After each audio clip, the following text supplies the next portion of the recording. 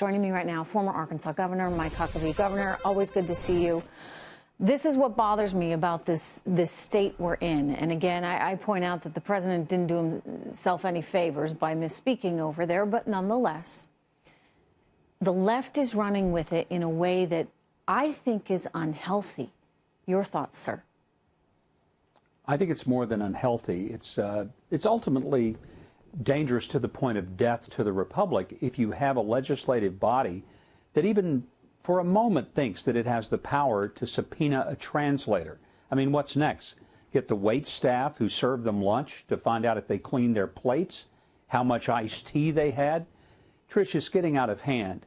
The one thing that is going to help Donald Trump this week the most after the misspeak that he had early in the week at the press conference is that the overreaction by the part of the Democrats who have said that it was akin to 9/11, that it was like the Holocaust. I mean, the comparisons are so ridiculous that it makes them a laughingstock, and it proves President Trump's point that the world of journalism is full of fake news. Yeah. Look, I mean, but it's not just the journalists, it's the left now. You saw various senators coming out saying they want to see this translator. They want to talk to the translator to find out exactly what happened. I mean, if Vladimir Putin did, well, actually, we know he did. We know that he actually interfered with our election process. So assuming that he's out there trying to tinker with things, isn't he kind of getting what he wants? I mean, why does it matter to him necessarily who wins, so long as he can create this doubt in the minds of Americans about the authenticity of their democracy and their republic?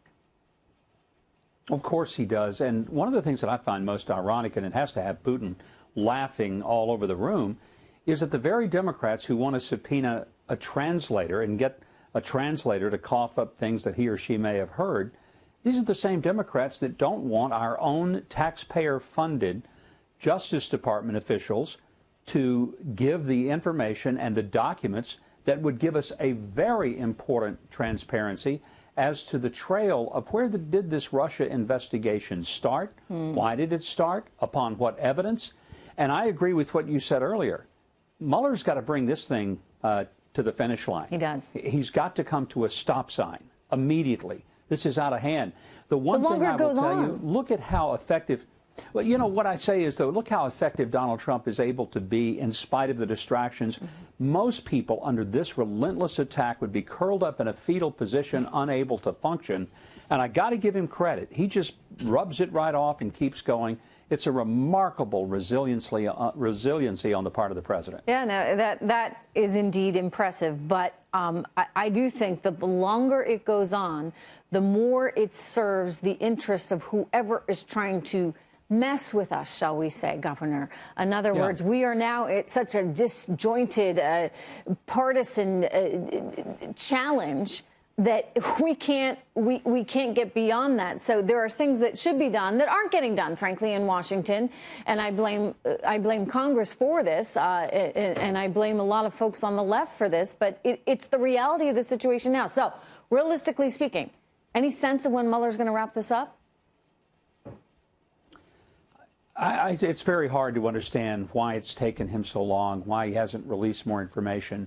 And if he has something that specifically relates to the president, then bring it out and deal with it. So far, all he's done is go after some people for things they did 10, 15 years ago that has nothing to do with candidate Trump, President Trump, or the current state of affairs. Do you think he understands how critical it is to move quickly right now? He's a smart guy. I mean, I'm not going to take that away from him, and he's had a stellar career. Surely he has to know that, and he has to also understand that there's an enormous level of distrust from the people who support President Trump because they look at the people on his staff, and most of them are people that made political contributions to Hillary. And it's hard for many of us to say, oh, there's an objective room full of people. I'm sure they're strictly looking at this just through the lens of the law.